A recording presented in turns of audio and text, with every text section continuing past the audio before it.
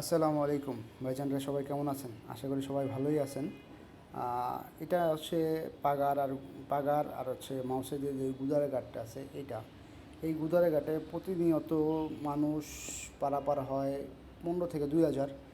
আর এই ঘাটটা সে মানে এত পরিমাণ ভাড়া বৃদ্ধি করাইছে, যা বলার বাইরে, এত টাকা বৃদ্ধি করছে যে একটা এই নদীটা পার হতে, তুরাগ নদীটা পার হতে আমাদের হচ্ছে প্রতিদিন ভাড়া দিতে হয় 16 টাকা। একটা বার যাওয়া আসার জন্য 8 টাকা, যাওয়ার জন্য 8 টাকা, 16 টাকা দিতে হয়। এখন কথা হয়েছে ভাই, এই 1500 লোক সবাই হচ্ছে গিয়ে এই পারে আসে কাজের উদ্দেশ্যে। কেউ হচ্ছে গার্মেন্টস শ্রমিক, কেউ হচ্ছে ব্যবসায়ী, কেউ হচ্ছে আবার হচ্ছে দিনমজুর।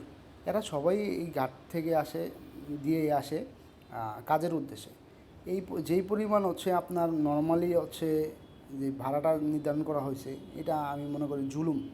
মানুষকে জুলুম করে গলায় ধরে টাকা নেওয়া হচ্ছে, কারণ অন্য কোনো উপায় নেই। এই জামিলদের হাত থেকে আমাদের বাঁচানোর জন্য সরকারের কাছে অনুরোধ রইল, এইখানে যাতে একটা ব্রিজ করে দেয়, তাহলে হয়তো বা সাধারণ জনগণ একটু শান্তি পাবে। আর কিছু বললেই বলে 15 লাখ টাকা দেওয়ার ডাক আনছি, আমরা কি টাকা উঠাবো না? আপনাকে টাকা ছেড়ে দিয়ে চলে যাব?